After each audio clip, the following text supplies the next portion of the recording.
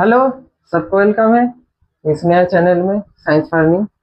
और आशा रखता हूँ आप लोग बहुत अच्छे हैं। ठीक है। आज हम जो टॉपिक के ऊपर बात करेंगे वो है क्वाड्रेटिक इक्वेशन। आप लोग थंबनेल देख के आए हैं, वीडियो के टॉपिक देख के आए कि ये क्लास 10 की एक टॉपिक है। और कौन सी बोर्ड्स के लिए है? सीबीएसई भी, आईसीएसई भी। ठीक है। ज्यादा इंट्रोडक्शन बातचीत नहीं करूंगा।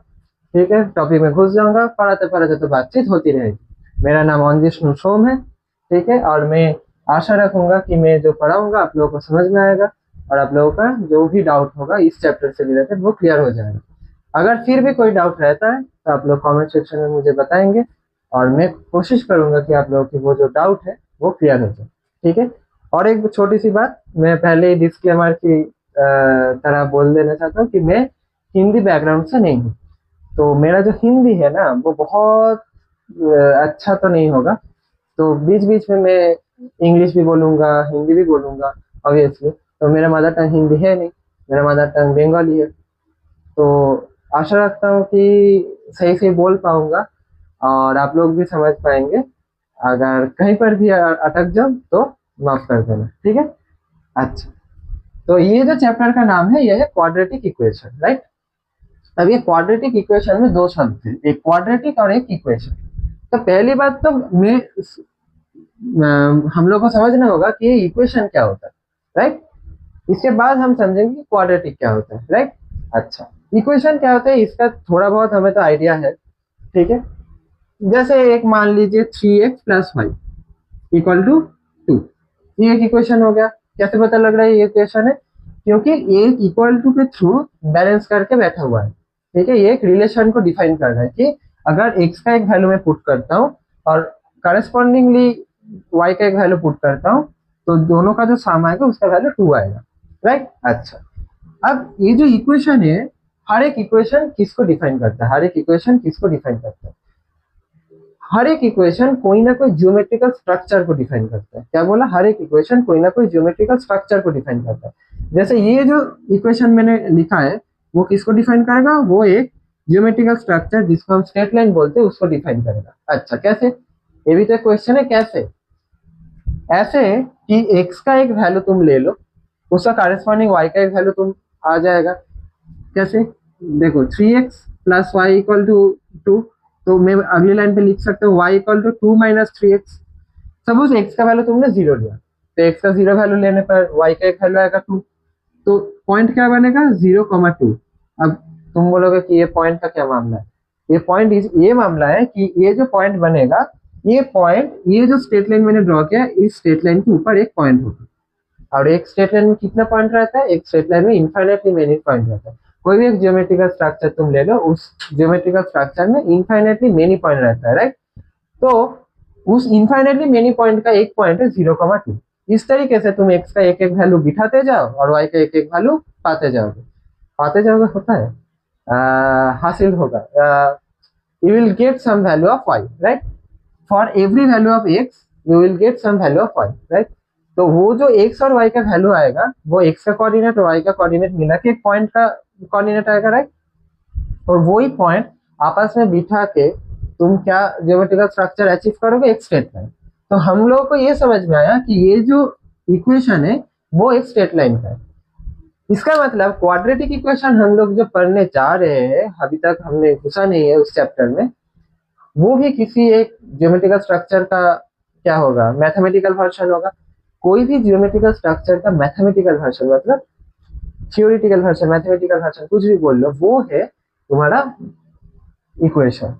ये समझ में आ गया कि कोई भी एक ज्योमेट्रिकल स्ट्रक्चर को अगर तुम मैथमेटिकली थियोरिटिकली उसको स्टडी करना चाहते हैं तो हम लोगों को एक इक्वेशन का हेल्प लेना पड़ता है। अच्छा, तो ये हो गया स्ट्रेट लाइन। अब इक्वेशन हमें समझ में आ गया कि इक्वेशन का आइडिया हमें समझ में आया कि अच्छा ये सब रहेगा। अच्छा, अब ये आया क्वाड्रेटिक। क्वाड्रेटिक का मतलब होता है कि हाईएस्ट पावर रहेगा 2। क्या बोला? हाईएस्ट पावर रहेगा 2। अब हाईएस्ट पावर रहेगा 2, इसका मतलब 3x² + y² = 4। ये भी एक क्वाड्रेटिक इक्वेशन है। क्यों? क्योंकि देखो ये पहली बात तो इक्वेशन है, ये तो तुम लोग मान लोगे। और क्वाड्रेटिक क्यों? देखो इस वेरिएबल का हाईएस्ट पावर क्या है? 2। इस वेरिएबल का हाईएस्ट पावर क्या है? 2। ठीक है। मतलब इक्वेशन में जो भी वेरिएबल यूज हो रहा है उसका पूरे इक्वेशन में हाईएस्ट पावर होगा 2, right. Highest power 2, minimum power की बात हम लोग नहीं कर रहे। हाईएस्ट पावर 2 मतलब एक्स टू द पावर 3 ये सब एग्जिस्ट नहीं करेगा, x to the power 3 exist नहीं करेगा, एक्स वाई क्यूब या एक्स वाई स्क्वायर एग्जिस्ट नहीं करेगा, ये भी एग्जिस्ट नहीं करेगा। कुछ लोगों का ये सब थोड़ा थोड़ा कंफ्यूजन है क्या कि वाई स्क्वायर तो हाईएस्ट पावर 2 है, ये क्यों एग्जिस्ट नहीं करेगा, क्योंकि इसका टोटल जो पावर है वो 3 है, क्योंकि वाई का पावर 2 उसके साथ एक्स का पावर 1 गुना हो रहा है। और हम लोग एक्सपोनेंट पावर पढ़ के आए हैं, आई होप तुम लोग सब पढ़ के आए हो। तो एक्सपोनेंट पावर में क्या होता है कि पावर आपस में सम हो जाता है, तो अल्टीमेटली इसका टोटल पावर क्या है 3, लेकिन मैंने क्या कहा हाईएस्ट पावर रहेगा 2, ठीक है। तो हाईएस्ट पावर 2 अगर रहना है तो ये सब टर्म नहीं रहेगा, ओके। तो ये भी क्वाड्रेटिक इक्वेशन है, लेकिन ये सब क्वाड्रेटिक इक्वेशन हम लोग स्टडी नहीं करेंगे इस चैप्टर में, ठीक है। सीबीएसई और आईसीएसई दोनों बोर्ड्स में जो सिलेबस में जो हमारा क्वाड्रेटिक इक्वेशन है उसमें ये तरीके का जो इक्वेशन है वो हम स्टडी नहीं करेंगे। तो इस तरीके का इक्वेशन का खासियत क्या है और हम लोग जो स्टडी करेंगे उसका भी खासियत क्या है। तो मेरा थोड़ा ना सा हो रहा है, ठीक है, वो माफ कर देना, वो बोलते बोलते आ जाएगा मेरा, ओके। अब हम लोगों के सिलेबस में जो है वो है quadratic equation of one variable. क्या बताया? Quadratic equation of one variable. ये जो ऑफ वन वेरिएबल ये हम लोगों में नहीं, हम लोगों के जो सिलेबस में बोला नहीं गया है, लेकिन जो मैथ आएगा वो ये वन वेरिएबल के मैथ्स में ही आएगा। मतलब हम लोगों के सिलेबस में ये एक ही इक्वेशन में एक्स वाई जेड इस तरीके का 3 तरीके का वेरिएबल या 2 तरीके का भी वेरिएबल नहीं है। अगर तुम इक्वेशन में एक्स यूज कर रहे हो तो एक्स ही आएगा, अगर वाई यूज करो तो सिर्फ वाई आएगा, अगर जेड यूज करो तो सिर्फ जेड ही आएगा। मतलब एक्स वाई जेड मतलब multiple kind of variables are not being used, ठीक है। Multiple kind of variables are not being used in an equation. इस तरीके का जो इक्वेशन हम लोग देखेंगे वो उस तरीके का क्वाड्रेटिक इक्वेशन हम लोग को सॉल्व करना है। अच्छा, उस तरीके का क्वाड्रेटिक इक्वेशन का एक जनरल स्ट्रक्चर होता है, वो जनरल स्ट्रक्चर हम लोग स्टडी करेंगे। उस जनरल स्ट्रक्चर में क्या क्या रहेगा वो हम स्टडी करेंगे, और उस जनरल स्ट्रक्चर से एक्स का जो वैल्यू निकलेगा वो हम स्टडी करेंगे, कैसे निकलता है क्या निकलता है, ठीक है।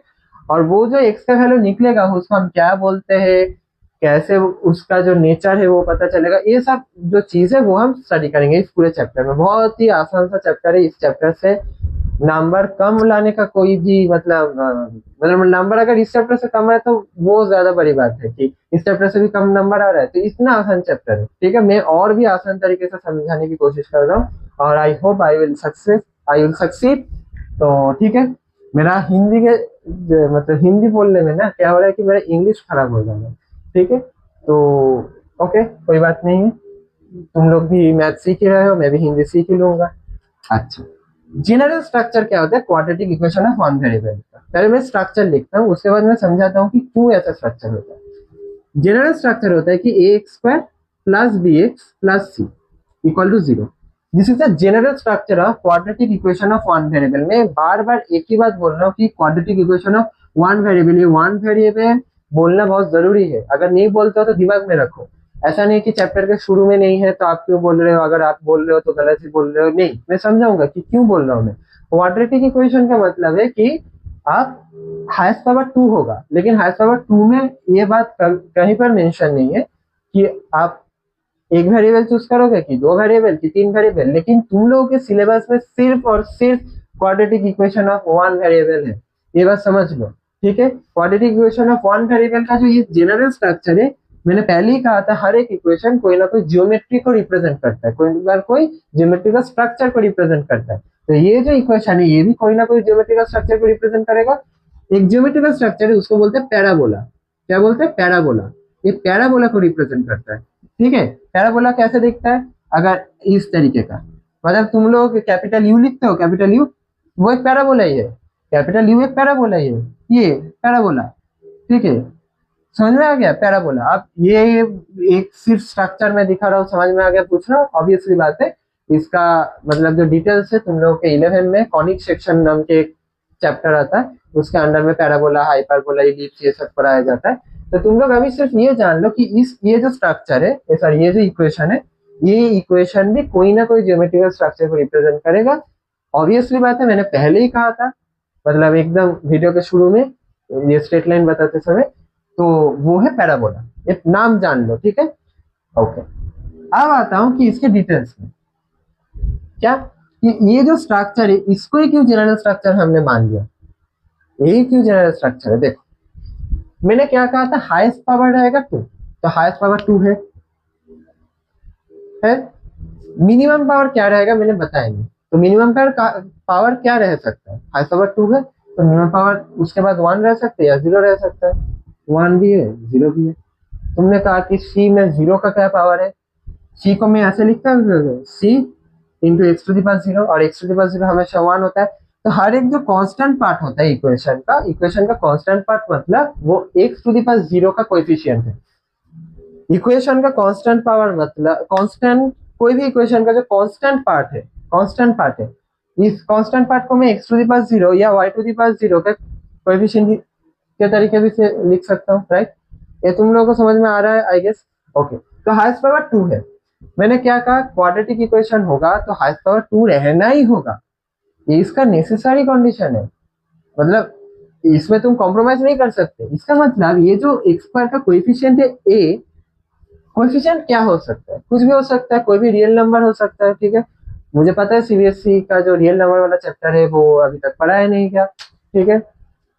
रियल नंबर क्या होता है मैं बता दे रहा हूँ, रियल नंबर क्या होता है सिर्फ एक आइडिया दे दे रहा हूँ। रियल नंबर होता है, तुम लोगों ने नेचुरल नंबर पढ़ा है, होल नंबर पढ़ा है, नेचुरल नंबर प्लस 0, मतलब नेचुरल नंबर के साथ अगर 0 ले लो तो वो होल नंबर हो जाता है। उसके बाद अगर तुम -1 -2 -3 ये सब पार्ट भी एक साथ जोड़ लो उसके साथ, तो वो हो जाता है इंटीजर। इतना तक तो तुम लोगों ने पढ़ा है। अगर 1/2 1/3 1/4 इस तरीके का नंबर ले लो, वो क्या हो जाता है, फ्रैक्शन हो जाता है। ओके ओके, इसके बाद अगर मैं बताऊँ तुम लोगों को कि -1/2 1/3 1/4 ये सब कुछ ले लो, तो वो कहता था रैशनल नंबर हो जाता है। ये जो रैशनल नंबर है, हर एक जो रैशनल नंबर है इसको हम रियल नंबर भी बोल सकते हैं। क्या बोला, हर एक जो रैशनल नंबर है वो हमको रियल नंबर बोल सकते हैं। तो ये जो कोएफिशिएंट है ये कोई भी रियल नंबर हो सकता है, कोई भी रियल नंबर हो सकता है, ठीक है। तो अच्छा, मैं थोड़ा थोड़ा गलत था, सिर्फ रैशनल नंबर नहीं, इरेशनल नंबर भी एक चीज होता है। वो रैशनल नंबर अगर तुम लोगों ने पढ़ा है तो जान जाओगे कि √2 √3 √5 ये सब भी होता है। ये क्या है, ये इरेशनल नंबर है, ये सब भी हो सकता है। तो रियल नंबर के अंदर रैशनल इरेशनल दोनों तरीके का नंबर आ सकता है, मतलब कुछ भी नंबर हो सकता है, कुछ भी। कॉम्प्लेक्स नंबर एक अलग चैप्टर है, वो तुम लोग को पता भी नहीं है, ठीक है। तो मैं उस जगह में तो नहीं जा रहा। तुम लोगों को जितने भी नंबर अभी तक दिखा है, तुम लोगों को जितने भी नंबर अभी तक दिखा है, ठीक है, क्लास 10 तक आते आते, उस नंबर में कुछ भी नंबर हो सकती है कोएफिशिएंट्स, और ए बी सी ये मैं बता रहा हूँ। लेकिन एक्स स्क्वायर का जो कोएफिशिएंट है ए, वो क्या नहीं होगा, वो ये नहीं होगा कि वो नॉट इक्वल टू 0 होगा, मतलब वो 0 नहीं होगा। क्यों 0 नहीं होगा, अगर वो ए 0 हो गया तो ये वाला पार्ट 0 हो जाएगा। अगर ये वाला पार्ट 0 हो गया तो बचा कुछ जो भी है बी एक्स प्लस सी, ठीक है, बी एक्स प्लस सी उसमें हाईएस्ट पावर 1 हो जाएगा, तो वो क्वाड्रेटिक इक्वेशन नहीं होगा। हाईएस्ट पावर 1 को क्या बोलते हैं, लीनियर इक्वेशन, ठीक है। मैंने डेफिनेशन बताने में बहुत समय लगा दिया, क्यों लगा दिया, क्योंकि ये चीज बहुत नई है, और तुम लोगों को अगर इस चैप्टर से क्वेश्चन आए, तुम लोग अगर मतलब कंफ्यूज हो जाओ तो मेरे पढ़ाने का कोई मतलब नहीं है, ठीक है। इसलिए मैंने एकदम मतलब क्या बोलते हैं प्रिलिमिनरी जो लेवल है उस लेवल से शुरू करके पूरा डिटेल्स बता दिया कि क्या नहीं हो सकता और क्या होना है, राइट। ओके, अब इसका मतलब क्या, मैंने कहा कि ए नॉट इक्वल टू 0, मतलब इसका डेफिनेशन ये है कि x square plus b x plus c equal to 0 is called to be a quadratic equation where a not equal to 0. This is the full definition of quadratic equation कि इस equation को quadratic equation तब हम बोलेंगे जब a not equal to 0 होगा। Okay, इसका मतलब क्या, b 0 हो सकता है, हाँ b 0 हो सकता है, b अगर 0 होगा तो क्या होगा, एक्स स्क्वायर प्लस सी होगा। ये क्वाड्रेटिक इक्वेशन है, ये क्वाड्रेटिक इक्वेशन है। क्वाड्रेटिक इक्वेशन का नेसेसरी क्राइटेरिया क्या था, हाईएस्ट पावर 2 होगा, ठीक है। और quadratic equation of one variable का नेसेसरी कंडीशन क्या था कि हाईएस्ट पावर 2 भी होगा, और क्या होगा, एक तरीके का वेरिएबल रहेगा, तो एक तरीके का वेरिएबल है, तो ये भी हो सकता है। अच्छा, ये जीरो हो सकता है, हाँ ये भी जीरो हो सकता है, तो सिर्फ x square equal to zero हो सकता है, हाँ ये x square equal to zero हो सकता है। ये भी एक इक्वेशन है, इसको भी हम क्वाड्रेटिक इक्वेशन के दायरे में रखेंगे। इसका मतलब एक्स स्क्वायर के कोएफिशिएंट के अलावा बाकी जो भी कोएफिशिएंट है उसके ऊपर कोई भी रेस्ट्रिक्शन नहीं है। ये बात अगर समझ में आ गया तो इसके बाद हम जाएंगे एक्स को कैसे निकालना है, क्यों निकालना है, और निकाल के हम करेंगे क्या, ठीक है ये सब। ठीक है, तो मैं ये बोर्ड क्या करता हूँ, क्लीन करता हूँ। और क्लीन को हिंदी में क्या बोलते हैं, कुछ तो शब्द होगा ऑब्वियसली बात। ठीक है, लेकिन क्लीन करने के लिए जो कपड़ा है वो मैंने कहाँ रखा मुझे याद नहीं आ रहा है। नहीं गाना नहीं गाऊंगा, एक पिछले तो, मैं तो बंगाली का एक मेरा चैनल है साइंस फार्मिंग बंगाली नाम की, तो उसमें एक बार मैंने गाना गा दिया था। ठीक है, तो उस वीडियो पे कॉपीराइट आ गया था। मुझे नहीं पता था कि मैं इतना अच्छा गाता हूँ, और गाना गाया था कि ए दिल है मुश्किल। ठीक है, फिर उन लोगों ने मेरा मुश्किल कर दिया। अरे अरे अरे, इसका वो क्या है, ठीक है हाथ से मीटर हम, ठीक है हाथ से मीटर हम, ठीक है चलो हाथ से मीटर हम। ओके, इसके बाद जो आता है वो है रूट फाइंडिंग। अब रूट क्या है, रूट क्या है ये हम समझेंगे कि रूट क्या है, root finding. Okay, root finding, x square plus b x plus c equal to zero, ये इक्वेशन है, क्वाड्रेटिक इक्वेशन है और वन वेरिएबल का। मैं हर वक्त ऑफ वन वेरिएबल नहीं बोलूंगा, क्यों नहीं बोलूंगा, क्योंकि ये पूरा सेंटेंस बोलने में समय जाता है और बहुत ये भी होता है, मतलब क्या बोलते हैं इरिटेशन भी होता है। तो मैं सिर्फ क्वाड्रेटिक इक्वेशन बोल रहा हूँ, लेकिन हर वक्त मैं ये बोलने की कोशिश कर रहा हूँ कि जब जब मैं क्वाड्रेटिक इक्वेशन बोलूंगा तब तब ये दिमाग में बिठा लो कि सिर्फ एक ही वेरिएबल का, एक ही नहीं एक तरीके का वेरिएबल का क्वाड्रेटिक इक्वेशन हमारे सिलेबस में है, इसके आगे हम अभी नहीं सोचेंगे। Okay, got it.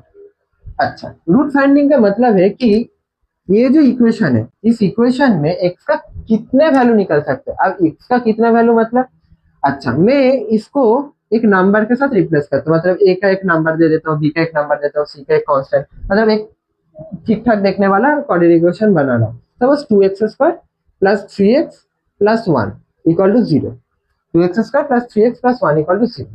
ठीक है, अच्छा अब ये एक इक्वेशन है, एक्स का क्या वैल्यू इधर मैं बिठाऊं लेफ्ट साइड में कि ये इक्वेशन सेटिस्फाई हो जाए, मतलब एक्स का क्या वैल्यू बिठाने पर इस लेफ्ट साइड भी जीरो आ जाए, तो लेफ्ट साइड अगर जीरो आ जाएगा तो क्या हो जाएगा, ये L H R H S, मतलब इक्वेशन सेटिस्फाई होगा।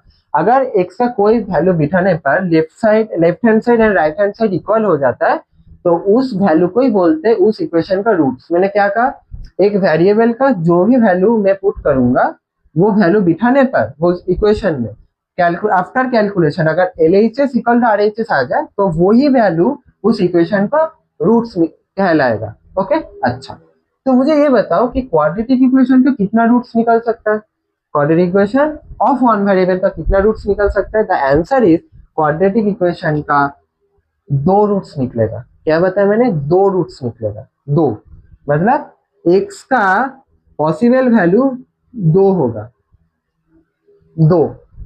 अच्छा, सपोज मैं उस वैल्यू को पी एंड क्यू ले लेता हूँ, पी एंड क्यू ले लेता हूँ। ठीक है, अच्छा अब किसी का सवाल में आएगा कि दो ही निकल सकता है, मतलब तीन नहीं निकल सकता, नहीं ये अभी से सीख लो। अगर कोई भी इक्वेशन एक वेरिएबल का है, मतलब एक काइंड का वेरिएबल का है, उसका जितना हाईएस्ट पावर रहेगा, जितना उस इक्वेशन का हाईएस्ट पावर रहेगा उतना ही उस इक्वेशन का रूट्स निकलेगा। अगर हाईएस्ट पावर थ्री है तो रूट्स कितना निकलेगा, तीन, प्रोवाइडेड, बार बार मैं एक चीज बोल रहा हूं, प्रोवाइडेड कि वो एक वेरिएबल का ही हो, वन वेरिएबल मतलब वन काइंड ऑफ वेरिएबल। ठीक है, मैं ये दिमाग में बिठा देना चाहता हूँ तुम लोगों के दिमाग में कि एक वेरिएबल का ही है सिलेबस में। ठीक है, नहीं तो क्या होता है कि कोई ये वीडियो देख रहा हो, वो वीडियो देख रहे, वो दूसरी की तरफ फॉलो कर रहे हो, तो क्या होता है कुछ कुछ एक्स्ट्रा क्वेश्चन रहता है तो तुम लोगों को लगता है कि अच्छा ये भी अगर आ जाए क्वेश्चन, नहीं आएगा, मैं बता रहा हूँ नहीं आएगा। ठीक है, ओके चलो, तो एक्स का दो वैल्यू निकल सकते हैं, एक पी और एक क्यू, मतलब पी क्यू तो मैंने जस्ट फॉर ऐसे ही नहीं है, तो दो वैल्यू निकल सकता है। मतलब ये जो दो वैल्यू निकला इसका मतलब क्या है, पी अगर मैं इधर बिठाता हूँ, पी अगर मैं लेफ्ट साइड राइट साइड में क्या है, जीरो है, तो मैं अगर पी को लेफ्ट साइड में बिठाता हूँ, एक्स की जगह रिप्लेस करता हूँ, पी का अगर सब कुछ भी वैल्यू आ सकता है, मतलब मुझे नहीं पता, वो तो सॉल्व करना होगा, कैसे सॉल्व करूंगा वही तो सीखना है पूरे चैप्टर में। सॉल्व करके पी और क्यू, पी अगर निकलता हो तो लेफ्ट साइड का वैल्यू क्या आ जाएगा, बता रहे हो, जीरो आ जाएगा। समझ में आया कि L H S equal to R H S करना है ना, वही तो रूट्स है। अरे समझ में नहीं आ रहा, फिर से सुनो, ये जो क्यू है, क्यू एक रूट्स है, क्यू को अगर मैं एक्स की जगह रिप्लेस करता हूँ तो क्यू बिठाने पर जो वैल्यू आएगा वो जीरो ही होगा, क्योंकि राइट हैंड साइड में जीरो है। समझ में आ रहा है ये, अगर फोर आया तो राइट हैंड साइड में अगर फोर है तो लेफ्ट हैंड साइड में फोर आना चाहिए, अगर ये रूट्स है तो, अगर ये रूट्स है तो ये आना चाहिए, अगर तुम इंसान हो तो तुम्हें भी समझ होना चाहिए। समझ में आ रहा है, okay, that is the condition. Okay, इसका मतलब रूट्स इक्वेशन में बिठाने पर एलएचएस इक्वल टू आरएचएस आता है, इसको मैं आसान भाषा में क्या बोलूंगा कि वो इक्वेशन को सेटिस्फाई कर रहे हैं। ये बात दिमाग में बिठा लो, क्योंकि इससे मैथ आता है, इससे मैथ आता है। समझ में आ रहा है, तो एक इक्वेशन है, तो एक इक्वेशन में जो रूट्स है वो बिठाने पर वो सेटिस्फाई करता है वो इक्वेशन को, ठीक है। एलएचएस इक्वल टू आरएचएस करना मतलब ही इक्वेशन को सेटिस्फाई करना कहते हैं, ठीक है। ओके, अच्छा, इसके बाद दो तरीके का कंडीशन आ सकता है, क्या, ये जो P एंड Q है, दो रूट्स हैं, वो दो रूट्स कैसे कैसे हो सकता है, P Q से बड़ा हो सकता है कि नहीं हो सकता है, अच्छा, P Q से छोटा हो सकता है, ओके, और क्या कंडीशन हो सकता है, मतलब और क्या पॉसिबिलिटी हो सकता है, P Q के इक्वल हो सकता है, राइट। अच्छा, हम लोग दो कंडीशन करेंगे, क्या, P Q के इक्वल होगा और नहीं तो अनइक्वल होगा। ये आइदर क्यू की इक्वल होगा, मतलब दो रूट्स जो निकलेगा वो इक्वल होगा या तो अनइक्वल होगा। अब अनइक्वल में समझ में आता है कि सपोज एक रूट थ्री आया, एक रूट थ्री आया, दूसरा रूट टू आया, तो ठीक है, एक रूट थ्री दूसरा रूट टू, मतलब थ्री बिठाऊंगा फिर भी सेटिस्फाई कर जाएगा, टू बिठाऊंगा फिर भी सेटिस्फाई कर जाएगा, दो रूट तो निकलेगा। लेकिन पी इक्वल टू क्यू थोड़ा हजम नहीं हुआ, राइट, मतलब थोड़ा बहुत लग रहा है कि अगर मेरा टू निकला, पी क्यू का वैल्यू भी टू ही निकला, तो वो तो एक रूट हुआ ना, वो दो रूट कहाँ से हुआ। ऐसे दिमाग में क्या आ रहा है, अगर नहीं आ रहा है तो मत लाओ, डिलीट करो अगर ये थॉट नहीं आ रहा है। अगर आ रहा है, अगर आ रहा है तो सही बात है, आना चाहिए भी, कि अगर मैं पी का वैल्यू टू ले रहा हूँ, क्यू का वैल्यू भी टू, मतलब पी का टू वैल्यू है, और क्यू मतलब एक ही नंबर है ना, टू तो एक ही नंबर है, टू में अगर इधर बिठाऊं तो सेटिस्फाई कर रहा है, तो उसको मैं दो बार क्यों लिखूंगा। यही बात है, यही बात हम आगे जाके समझेंगे कि लिखना है क्वाड्रेटिक इक्वेशन का हाईएस्ट दो ही रूट्स आएगा, दो इक्वल रूट्स आ सकता है, लेकिन इसका मतलब ये नहीं कि मैं ये क्लेम कर दूं कि उसका एक ही रूट है। समझ में आया, ओके। अच्छा, मैं इस चीज को मिटा के मेथड डिस्कस करता हूँ कि क्या मेथड से हम लोग सॉल्व करेंगे, और वो मेथड का कौन सा अच्छा है, कौन सा बुरा कोई नहीं है इसमें, कौन से मेथड से हम सब इक्वेशन को सॉल्व कर सकते हैं, कौन से मेथड से हम कुछ कुछ इक्वेशन को सॉल्व कर सकते हैं, ठीक है। तो ये बोर्ड मिटाने के बाद, बोर्ड नहीं मिटाना है, बोर्ड के ऊपर जो लिखा हुआ है उसको मिटाने के बाद फिर से लौट कर, ओके, चलो, ओके। रूट फाइंडिंग मतलब क्या, हम लोगों को समझ में आ गया कि एक्स का वैल्यू निकालना है क्वाड्रेटिक इक्वेशन का। क्वाड्रेटिक इक्वेशन का जनरल स्ट्रक्चर में इधर लिख दे रहा हूँ, x square plus b x plus c, इसमें एक्स का वो वैल्यू निकालना है जो वैल्यू मैं इधर अगर बिठाता हूँ तो क्या होगा, L H S equal to R H S होगा, राइट। ये निकालने का दो तरीका है, दो तरीका है, एक तो है फैक्टराइजेशन का, कि तुम फैक्टर निकालो, उसके बाद उससे एक्स का वैल्यू निकलेगा। क्या होता है, कैसे करते हैं, मैं सिखाऊंगा, मैं इसीलिए ही आया हूँ, तुम लोगों को चिंता करने की जरूरत नहीं है। और दूसरा मेथड है श्रीधराचार्य, श्रीधराचार्य मेथड नहीं है, श्रीधराचार्य एक फिलोसोफर थे, मैथमेटिशियन थे, उन्होंने एक फॉर्मूला दिया था, श्रीधर आचार्य क्या बोलते उसको, श्रीधराचार्य लॉ कह लो, तो उस फॉर्मूला, श्रीधराचार्य फॉर्मूला कह लो, कुछ भी कह लो, उस फॉर्मूला से निकलता है। अब इसका एक ड्रॉबैक है, ड्रॉबैक है मतलब इसका, इसके हेल्प से तुम सब मैथ, सब जो क्वाड्रेटिक इक्वेशन है सब क्वाड्रेटिक इक्वेशन का तुम ये नहीं निकाल सकते, रूट्स नहीं निकाल सकते। कुछ स्पेशल टाइप का जो क्वाड्रेटिक इक्वेशन होता है सिर्फ उसका ही रूट्स निकाल सकते हैं इसके हेल्प से। लेकिन ये है तुम्हारा ब्रह्मास्त्र। ब्रह्मास्त्र होता है, पता है ब्रह्मास्त्र क्या होता है? जो कि सबसे ताकतवर अस्त्र होता है, सबसे आखिर में यूज होता है, और मतलब जिसका 99% पॉसिबिलिटी रहता है कि हो ही जाएगा, मतलब निकल ही आएगा या सामने वाला मर ही जाएगा। इसका 99% भी नहीं, इसका 100% है।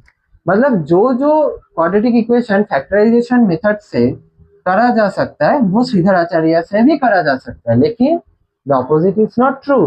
The opposite is not true. हर एक श्रीधराचार्य मेथड से कर, मतलब तुम जो रूट निकालोगे वो सब फैक्टराइजेशन मेथड से नहीं करा जा सकता।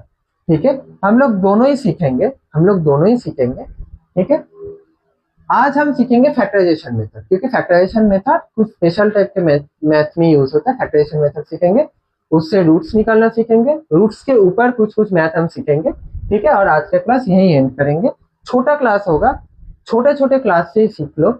मुझे नहीं लगता कि बहुत बड़ा क्लास अगर मैं दे दूं 1 घंटा 1.5 घंटे का, ठीक है, एक तो मेरे ही समय का बहुत मतलब ये है प्रॉब्लम है कि मैं समय निकाल के नहीं कर पाऊंगा। अगर कर भी लूं, मतलब ऐसा भी नहीं कि नहीं कर पाऊंगा, नहीं कर पाऊंगा। अगर कर भी लो तो तुम लोगों को बोर्ड आ जाएगा कि हाँ क्या चल रहा है, कर लूंगा, अरे इतना बड़ा क्या लेक्चर दे रहे हो आप। तो इसलिए मैं क्या कर रहा हूँ कि बहुत छोटा छोटा कॉम्पैक्ट लेक्चर में दे रहा हूँ कि तुम लोग वो लेक्चर सुन लो, वो लेक्चर देख लो, और प्लीज तुम लोगों के पास जो भी किताब है, आईसीएससी का बहुत सारा किताब आता है, सेलिना पब्लिशर्स आता है, एमएल अग्रवाल आता है, आर एस अग्रवाल आता है, कुछ भी ले लो। सीबीएसई बोर्ड्स का एनसीईआरटी तो है ही तुम लोगों का, आर एस अग्रवाल नहीं, क्या है, आर डी शर्मा है, और भी बहुत सारे किताब होता है। ठीक है, कोई भी किताब ले लो और प्रैक्टिस करो। ठीक है, ओसवाल का किताब आता है, दोनों ही बोर्ड्स का आता है ओसवाल का। तो कोई भी किताब लो और प्रैक्टिस करो, जो भी आज सीख रहे हो वो प्रैक्टिस करो। ठीक है, अब तुम कहोगे कि आप बात करना बंद कीजिए, सिखाइए, फिर तो प्रैक्टिस करेंगे। तो मैं सिखा रहा हूँ, रुक जाओ। ठीक है, फिर से मैंने खो दिया, क्या खो दिया वो भी भूल गया, ये खो दिया था। ओके, चलो, फैक्टराइजेशन फैक्टराइजेशन फैक्टराइजेशन। मैं ना फंबल कर रहा हूँ, मैं हिंदी बोलने की कोशिश में। अच्छा, तुम लोग ना कमेंट जो भी देख रहे हो, और मेरा एक रिक्वेस्ट है, जो भी देख रहे हो ना कमेंट में लिखना मेरा हिंदी क्या कैसा हो रहा है। ठीक है, मैं तुम लोगों से हिंदी सीखूंगा कि जो भी देख रहे हो कि मैथ तो मैं पढ़ा ही लेता हूँ, मुझे पता है, फिर भी कहना, वो भी कहना अगर तुम्हें, लेकिन हिंदी कैसा है वो ना कहना, मुझे पता चलना चाहिए कि मेरा हिंदी है कैसा। ठीक है, चलो, factorization method factorization method factorization method factorization method. अच्छा, मैंने श्रीधराचार्य लिखा था, श्रीधराचार्य का जो स्पेलिंग है ना वो गलत भी हो सकता है, मुझे स्पेलिंग से कोई मतलब नहीं है, मैं हूँ मैथ का स्टूडेंट। स्पेलिंग में गलत बोल सकता हूँ, हिंदी में गलत बोल सकता हूँ, मैथ जो करवाऊंगा ना वो गलत नहीं होगा, तो वो सीख लो, ढंग से सीख लो। ओके, तो फैक्टराइजेशन मेथड, कोई मैथ में कोई भी मेथड सीखने का जो सही रास्ता है ना वो कुछ एग्जाम्पल से है। तो मैं एग्जाम्पल ले लेता हूँ। ठीक है, मेरे पास इधर तो एक किताब खुला हुआ, मैं इधर से अगर एक एग्जाम्पल चूज कर लूँ, ठीक है, एक बार रुको, हाँ चलो, एक एग्जाम्पल मुझे मिल गया, मैं ये एग्जाम्पल ले लेता हूँ। x² minus 10x minus 24 equal to 0, ये एग्जाम्पल। ओके, फर्स्ट चेक कर लो, सीखने के समय चेक करना, परीक्षा में आए तो चेक करने मत बैठना कि ये क्वाड्रेटिक इक्वेशन है, हाँ है, -2 है, 1 वेरिएबल का है, हाँ है, इसके अलावा और कुछ तो वेरिएबल मुझे दिख नहीं रहा है, तो क्वाड्रेटिक इक्वेशन है, 1 वेरिएबल है, तो फैक्टराइजेशन मेथड से करवा जा सकता है, हाँ करा जा सकता है। ओके, ठीक है, अब हम लोग इसको करेंगे, कैसे करेंगे? पहली बात, मेथड इधर ना तुम लिख सकते हो, मैं पूरा मेथड तो नहीं लिखवा रहा हूँ। ठीक है, मैं क्या कर रहा हूँ, मैं तुम्हें इसके हिसाब से दिखा रहा हूँ। ठीक है, ओके, मैं जनरल स्ट्रक्चर लिख लेता हूँ, x² plus bx plus c equal to 0। Okay, अच्छा, अब इस मैथ में a क्या है, 1 है, इस मैथ में b क्या है, -10 है, c क्या है, -24 है।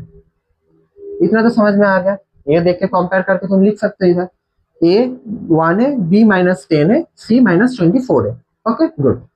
अब क्या करना होगा, पहली बात तो a और c को मल्टीप्लाई करो, मतलब ए सी को मल्टीप्लाई, ए सी निकालना है पहली बार। ये फर्स्ट स्टेप है, फर्स्ट स्टेप। ठीक है, एसी निकालो। एसी का वैल्यू क्या आएगा? एसी का वैल्यू आएगा -24 आएगा। ओके, अच्छा, -24 का अब तो फैक्टराइजेशन करो, फैक्टराइजेशन करो। कैसा फैक्टराइजेशन करो? 24 का, अब -24 का फैक्टराइजेशन तो तुम कर नहीं सकते, 24 का फैक्टराइजेशन करो। कैसे करोगे? अच्छा, 24 ऐसा है, इसका तुम क्या लिख सकते हो? 1 इंटू 24 पॉसिबल हो यार। 2 इंटू 12 में देखो कैसे कैसे कर रहा हूँ। पहले 1 से देखा, फिर 2 से देखा, स्टेप बाय स्टेप जाना। रैंडमली अगर करोगे तो नहीं निकलेगा। 3 से करो, 4 से करो, 5 से जाएगा नहीं जाएगा, 6 से जाएगा, 6 से तो चला गया। इसका मतलब इसके अलावा और फैक्टर नहीं निकाल सकते, इसके अलावा और फैक्टर नहीं निकल सकते। ठीक है, ओके। इसके बाद जो बोल रहा हूँ ध्यान से सुनो। एसी निकालने के बाद जो रिजल्ट आएगा उसका फैक्टर, उसका कोई भी दो फैक्टर, कोई भी दो फैक्टर ना, वो दो फैक्टर मल्टीप्लाई करने पर ये एसी आना चाहिए। मतलब सीधी सी बात है, एसी को ऐसी तरीके से अरेंज करो कि वो -b आ जाए, सॉरी b आ जाए। एसी को इस तरीके से अरेंज करो कि वो b आ जाए। अब समझो कैसे मैं कर रहा हूँ, देखो अरेंज कैसे करना है, या तो प्लस और माइनस करके। मतलब ये जो दो फैक्टर है ये पेयर है, ये पेयर है, ये एक पेयर है, ये एक पेयर है। हर एक पेयर में पेयर पेयर पेयर नहीं है, पेयर नहीं है, पेयर नहीं है, पेयर है, पेयर पेयर, जोड़ है, जोड़ जोड़। ठीक है, पेयर। ओके, तुम लोग तो कुछ भी समझ लेते हो ना। ओके, तो -10 लाना है, -10 लाना हम लोगों का मकसद है, मकसद नहीं भूलना है। ठीक है, तो 24 + 1 आता है 25 आता है ना। 10 से बहुत दूर है, -10 से भी बहुत दूर। अच्छा, तुम लोग ना ये बात समझ लो कि अगर -10 तुम लोग को पूछ रहा है, तुम 10 में पहले फोकस करो कि 10 कैसे आ रहा है। माइनस तुम बाद में एडजस्ट कर सकते हो, वो मैं सिखा दूंगा। तो 24 + 1 25 है, वो 10 से बहुत दूर है। 24 - 1 23 आ रहा है, वो भी 10 से दूर है। तो ये तो ऑप्शन नहीं होगा। ओके, अच्छा, इसके बाद आता है 12। 12 - 2, 12 - 2 क्या आता है? 10 आता है। गुड, 12 - 2 10 आता है। तो ये हो सकता है, ये बहुत हो ही सकता है, क्यों नहीं होगा? समझ में आ रहा है? ये हो सकता है। ओके, हर एक ऑप्शन को चेक करना है, कुछ भी हो सकता है। ठीक है, 12 + 2 14। लेकिन 12 2 तो हो सकता है ना, ये पेयर तो मैं यूज ही कर सकता हूँ कि मुझे 10 लाना है ना, -10 लाना है। मैं कहीं कहीं पर फोकस करने को बोल रहा हूँ, 10 के ऊपर फोकस करने को बोल रहा हूँ, 10 के ऊपर। Okay, good. 3 and 8, 8 + 3 11, 8 - 3 क्या आता है? अरे बोलो क्या होता है? मैं कैलकुलेट कर रहा हूँ दिमाग में, एक्चुअली 5 आता है। ठीक है, तो ये भी नहीं होगा। ये हो सकता है 6 + 4 हो सकता है, 6 - 4 2 नहीं हो सकता। तो ये भी हो सकता है, 6 + 4 10 आता है। अब इसका देखो क्या करना है। इस मेथड को करते वक्त मैं जैसे बोल रहा हूँ वैसे अगर करोगे, मैं जैसे बोल रहा हूँ फिर से बोल रहा हूँ, मैं जैसे बोल रहा हूँ अगर वैसे करोगे, गलती होने के चांसेस 0 है। क्या बोला? 0 है। गलती होने के चांसेस 0 है। और अगर मैं जैसे बोल रहा हूँ वैसे नहीं करोगे तो गलती होने के चांसेस बहुत सारे है। नंबर तुम क्या लाओगे? 0 ही लाओगे। तो वही बोल रहा हूँ कि जो प्रोसेस फॉलो करवा रहा हूँ वही करो। चुपचाप आंखें बंद करके एक्स स्क्वायर लिखना, ये इसका जो पार्ट है लिख लेना। मतलब एक्स स्क्वायर के साथ अगर कोई भी कोएफिशिएंट है वो भी लिख लेना, ऐसे लिख लेना। इसके बाद क्या करना है, इसके बाद जो भी साइन है, माइनस है, प्लस है, कुछ भी है, लिख लो। ठीक है, एक ब्रैकेट ओपन कर देना। उसके बाद ये जो वेरिएबल है एक्स इधर लिख लेना। उसके बाद क्या है, जो बाकी का पार्ट है लिख लेना। क्या बोल रहा हूँ? कुछ भी नहीं बोल रहा हूँ। 10 की जगह से ब्रैकेट लाने को बोल रहा हूँ, ये तो तुम कर ही सकते हो ना, प्लीज। ओके, अब एसी का वैल्यू क्या आया था? -24। -24 को नहीं भूलना है, 24 को मैं फैक्टराइज करा। एसी का वैल्यू क्या आया था? -24। अब 10 तुम वो दो नंबर से लाओ, वो दो नंबर के सम से लाओ, वो दो नंबर के सम, वो दो नंबर के सम से लाओ, जिस दो नंबर को मल्टीप्लाई करने पर क्या आएगा? -24 आएगा। इस बात को अगर समझ में आ गया तो फैक्टराइजेशन मेथड इज जस्ट, क्या बोलूंगा, is a easy game. Is an इजिकल। मेरा इंग्लिश छूट रहा है हिंदी बोलते वक्त, समझो। मैं इंग्लिश को सेक्रीफाइस कर रहा हूँ मेरा। तुम लोगों को लग सकता है कि मुझे इंग्लिश नहीं आता, आता है भाई, ठीक है, फिर भी सेक्रीफाइस कर रहा हूँ, तो सीख लो। तो क्या है, एक्स स्क्वायर माइनस, इसके बाद ब्रैकेट में उस तरीके का ही नंबर का मैंने सम लेना है जिसका मल्टीप्लीकेशन मुझे -24 आएगा। अब देखो इसमें दो आ सकता है, इस ब्रैकेट में दो चीज आ सकता है। माइनस तो मैंने ले लिया, मुझे सिर्फ 10 लाना है। माइनस मैंने बाहर ले लिया, तो मुझे ब्रैकेट में सिर्फ और सिर्फ 10 लाना है। तो 6 + 4 हो सकता है और 12 - 2 हो सकता है। 6 + 4 हो सकता है, 12 - 2 हो सकता है। अच्छा 6 + 4 क्या हो सकता है, मैं 6 + 4 ये तो वही है। और इसको क्या लिख सकते हैं, 12 + -2, मैंने क्या कहा, सम। मैंने क्या कहा, सम। दो नंबर का सम के रूप में मुझे लिखना है, दो नंबर के सम के रूप में। सम मतलब एडिशन के रूप में मुझे लिखना है।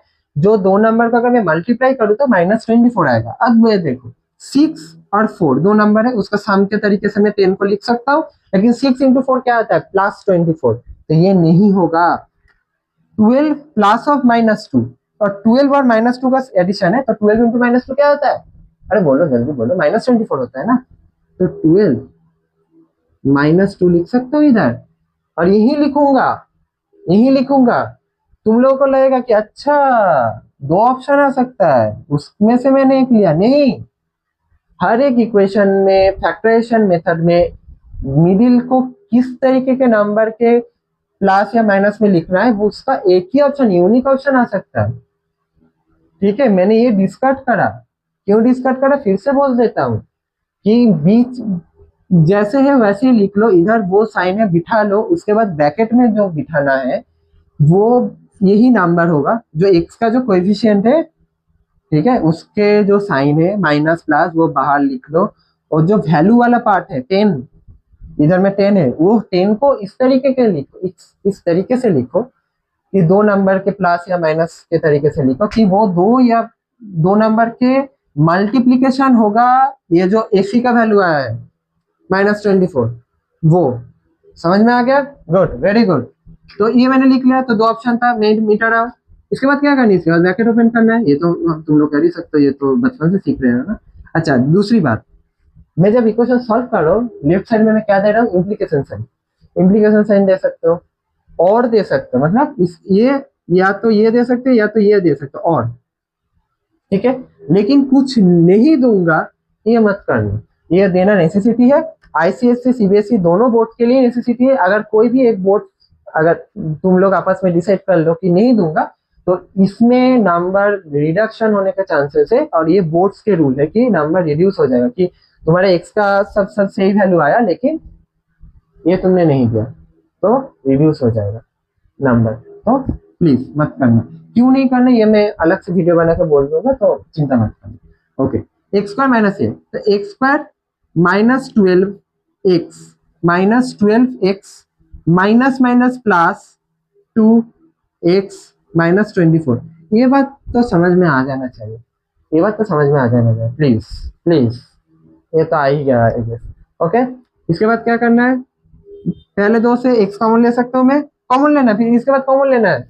चार है ना, चार आइटम है ना, चार आइटम में से दो दो से कॉमन लेना है। कौन से दो में कॉमन लेना, जनरली आपस में ही रहता है। अगर कहीं दूर है तो वो पहचानना है कि अच्छा वो दूर है, उसको लाओ, मतलब सामने लाओ, उसके बाद कॉमन लेना है, ठीक है। एक्स कॉमन लो, एक्स -12 आएगा, प्लस अगर 2 कॉमन लोगे ये भी x -12 आएगा। इधर अगर दोनों तरफ सेम आ रहा है ब्रैकेट में, तो तुम्हारा मैथ सही है।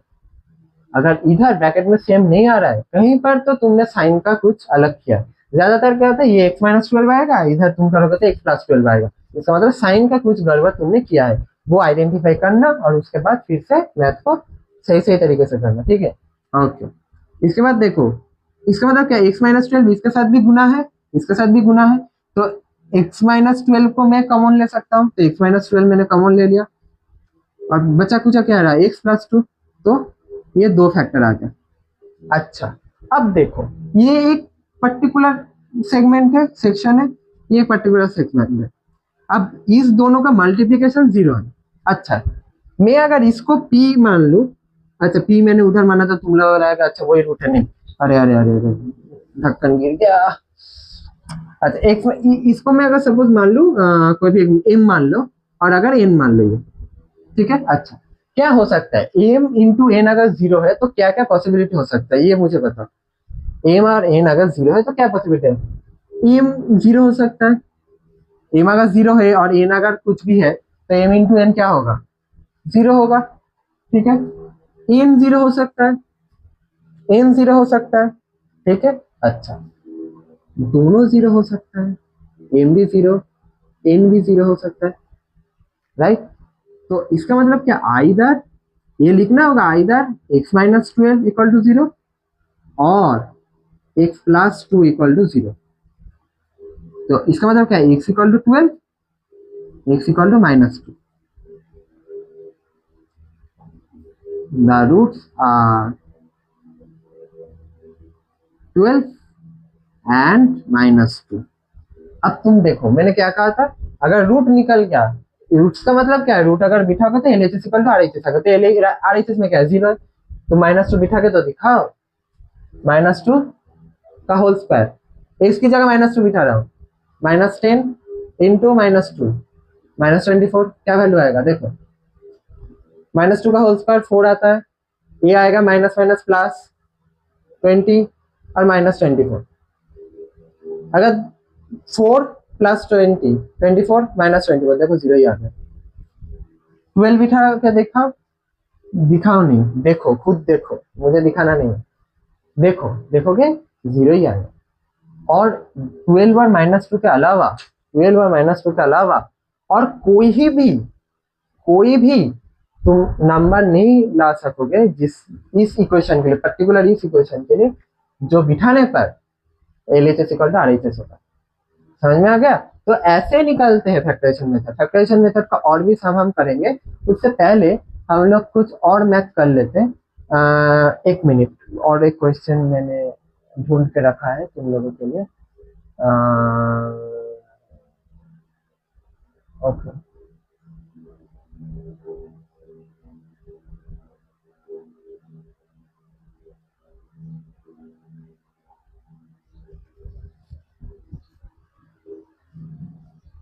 ओके ठीक है, यही है factorisation method.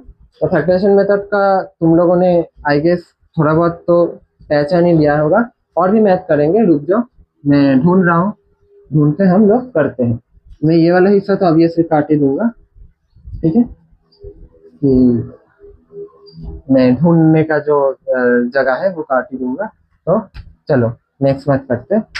Okay next math बहुत इंटरेस्टिंग है, मैं देख पा रहा हूँ ये आईसीएससी की किताब में है। आईसीएससी के में फर्जी सर्च की नाम नहीं लेना कि कौन सी किताब में, एक किताब में है, ठीक है। अच्छा क्या बोल रहा है, इफ वन रूट, तुम लोग लिखो ये सब क्वेश्चन लिखो, one root of the quadratic equation, one root of the quadratic equation, मतलब एक इक्वेशन बोल दिया है क्या, 2x² plus ax minus 6 equal to 0 is 2।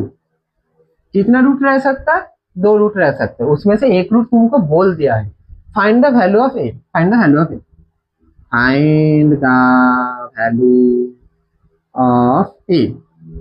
Question खत्म नहीं हुआ, 2 रूट रह सकता है ना, उसमें से एक तुम्हें बोल दिया है, बोल रहा है find other root, find other root, other root, और एक ही रूट रह सकता है, ठीक है। ओके पहली बात मैंने क्या कहा था कि अगर एक इक्वेशन तुम्हें दे रहा है क्वाड्रेटिक इक्वेशन, उसका रूट्स निकालना, मतलब यार रूट का फंक्शन का वो रूट बिठाने पर, इक्वेशन में अगर वो रूट तुम बिठा रहे हो, इसका मतलब वो उसका L H S equal to R H S करेगा। इसका मतलब अगर मैं इसको लिखता हूँ 2x² plus ax minus 6 equal to 0, और इस इक्वेशन का एक रूट अगर 2 है तो मैं अगर 2 बिठाता हूँ x की जगह, इसका मतलब वो इक्वेशन को सेटिस्फाई करना चाहिए। इसका मतलब मैं ये लिख सकता हूँ अगले लाइन पे 2 इंटू 2 का जो स्क्वायर है प्लस a इंटू 2, सिर्फ x की जगह 2 बिठा रहा और कुछ नहीं कर रहा, कोई भी दिमाग नहीं लगा रहा, माइनस 6 इक्वल टू 0 सिंस